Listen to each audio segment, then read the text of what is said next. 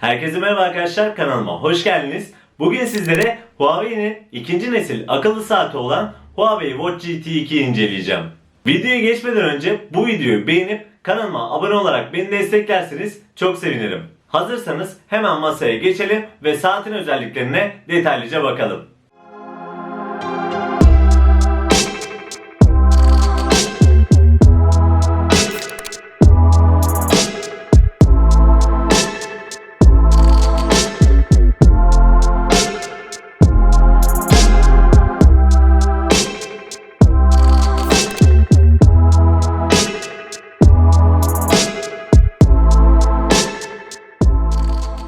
Evet arkadaşlar, özellikle pil ömrü konusunda bizlerin çok iddialı bir şekilde karşısına çıkan Huawei Watch GT 2'ye yakından bakıyoruz. Saatin sürekli nabız ölçümü, stres ölçümü, uyku modu takibi gibi özellikleri açıkken bile ayrıca sürekli ekran açık bıraksak bile 5 güne uzayan bir pil ömrü sunuyor ve bu da gerçekten bütün özellik açıkken kullanmak için mükemmel bir sebep. Ve eğer bir akıllı saat alacaksanız önemli olan o saati her gün şarj etmek değil, daha uzun aralıklarla kullanabilmektir. Ayrıca bu saati kullanırken herhangi bir batarya performansı konusunda sıkışma vesaire yaşamıyorsunuz diyebilirim. Cihazın özelliklerine gelecek olursak, bu benim elimdeki 46 mm'lik versiyonu ve bu cihazın 42 mm'lik bir başka bir versiyonu daha var. 46 mm'lik versiyon aslında daha çok erkeklere hitaben yapılmış bir versiyon. 42 mm ise kadınlara yapılmış bir versiyon. Yani aslında bileği çok yormadan yine uzun pil ömrü sunarak kadınları da memnun etmeyi amaçlamış burada Huawei. Ben saati elime aldığım zaman gerçekten hem teknik özellikleriyle hem ekran kalitesi ve parlaklığıyla çok yüksek ışığın altında bile çok rahat bir şekilde görebiliyorum diyebilirim. Saatin 46 mm'lik versiyonunda 1.39 inçlik mükemmel bir AMOLED ekran bulunuyor. Bu ekranın parlaklığı da çok üst düzey diyebilirim. Çok yüksek ışıklarda bile gayet rahat bir şekilde bu ekranı kullanabiliyorsunuz.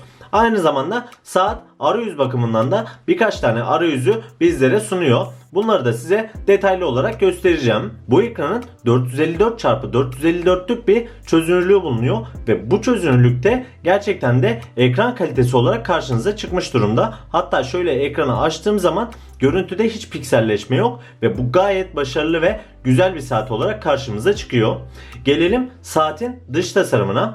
Saatin cam olan ekranın yanında bir çerçevesi var ama bu çerçeve aslında size 3 boyutlu olarak yansıtılmış. Yani cam yüzeyin dışında herhangi bir kabartma vesaire yok. Yani ekranla bir çerçeve bulunuyor ve bu çerçevede cam. Yani üst tarafı tek bir cam plak olarak düşünebilirsiniz. Yan tarafları metal. Saatin benim elimdeki versiyonunda yeşil silikon kordon var. Bir de kutu üzerinde gördüğünüz gibi klasik GT modeli bulunuyor. Ben saatin kordonunu kendim değiştirdim ve spor renk kordonunu aldım. Bu kordonla kullanıyorum. Açıkçası saatin kordonunu değiştirmek de çok kolay. Şu altta gördüğünüz çentiklerden çekerek kordonu çıkartıp istediğiniz kordonu takabiliyorsunuz. Ayrıca 46 mm'lik versiyonda çok rahat bir şekilde saatçilerden kordon olarak temin edebilir ve istediğiniz kordonu da bu saate takabilirsiniz. Bu saati şarj etmek istediğiniz zaman saatin kutusundan çıkan şarj istasyonunu kullanmanız gerekiyor. Şarj istasyonunda şu şekilde iki tane tik bulunuyor. Bu tikleri saate oturtuyorsunuz ve şu şekilde hemen zaten manyetik bir şekilde saate yapışıyor ve bu şarj istasyonunda kutu içeriğinden çıkan 1 metrelik Type-C kablomuzu bağlayarak rahat bir şekilde saatimizi şarj edebiliyoruz. Saatin şarj olma süresi gerçekten çok kısa. Şöyle yarım saat, 1 saat kenara koyduğunuz zaman çok rahat bir şekilde geldiğinizde saatin şarjını full olarak bulabiliyorsunuz. Şarj aleti herhangi bir kablosuz şarj desteği sunmuyor. Bu pinlerin saat üzerindeki pinlere değmesiyle bu saati şarj ediyor. Saatin arayüzüne gelecek olursak, arayüze basılı tuttuğumuz zaman saat içerisinde çıkan arayüzleri bu şekilde görebiliyoruz. Saatin içerisinde ön yüklü olarak gelen saat yüzleri bulunuyor. Örneğin bunu seçtiğim zaman tıklıyorum ve bu saat yüzeyine geçmiş oluyorum. Aynı zamanda buraya basılı tutarak tekrar saat yüzeyleri arasında dolaşabiliyorum ve bunun içerisinden seçtiğim, atıyorum şunu seçelim, bunu seçip devam edebiliyorum. Ama saatin her zaman açık ekran özelliğini ayarladığınız zaman durum birazcık değişiyor. Her zaman açık ekranda tüm ekran tiplerini kullanmanıza izin vermiyor maalesef. size belirli seçenekler sunuyor. Huawei Watch GT'ye göre GT2'de arayüz anlamında hem de saatin hızı anlamında gayet belirgin bir performans bulunuyor.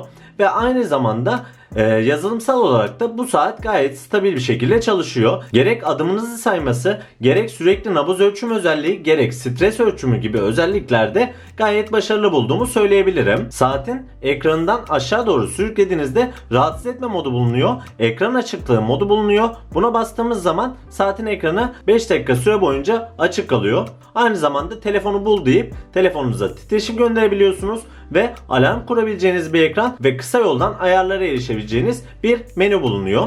Bunu yukarıya doğru kaydırdım. Aşağıdan yukarıya kaydırdığım zaman da saatteki bildirimleri görebiliyorum. Saatin ana ekranından sola doğru gittiğim zaman nabız ölçme değerlerini görebiliyoruz. Bunları günlük olarak sizlere tutuyor ve saat aralıkları bazında da bir grafik sunuyor.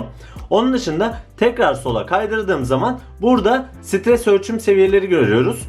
Burada saatlik farklara göre sizin stres seviyelerinizi gösteriyor.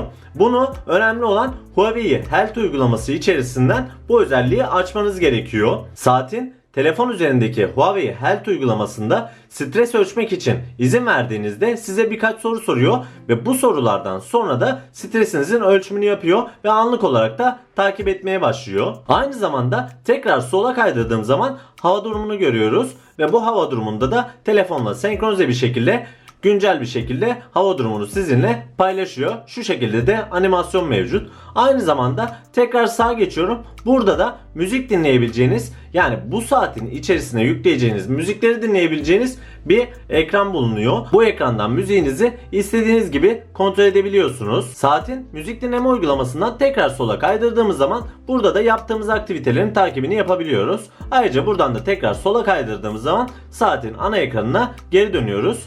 Saat bildirimler konusunda gayet başarılı ve aynı zamanda bu saat üzerinden de telefonla konuşabiliyorsunuz. Ben saatin telefonla görüşme kısmını test ettiğim zaman gayet güzel bir performans aldım. Karşımdaki kişi sesimin kötü vesaire olduğunu hiçbir şekilde söylemedi. Mikrofon kalitesinden de memnun kaldığımı söyleyebilirim. Bu saat gerek uyku takibi, gerek nabız ölçümü, yani sürekli nabız ölçümü ve gerek de stres ölçümüyle birlikte bizim karşımıza bol seçeneklerle birlikte sunuluyor. Aynı zamanda bu saatin performans anlamında da çok olumlu yanları olduğunu söyleyebilirim. Huawei Watch GT'de birazcık takılmalar olsa da GT2 serisinde gayet güzel bir performans sunduğunu söyleyebilirim. Ben saatin pil performansından da çok memnun kaldım. Sürekli açık ekranı kullanmadığım zamanlar 10-11 gün civarında pil ömrü aldım. Ama sürekli açık ekranı kullandığım zaman açıkçası ben 4,5 gün gibi bir pil süresi aldım.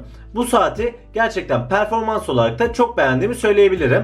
Ayrıca gerek klasik giyiminde gerekse spor giyiminde de saatin kolunuzda şık bir şekilde durduğunu söyleyebilirim. Bu videoyu beğenip kanalıma abone olarak beni desteklerseniz çok sevinirim.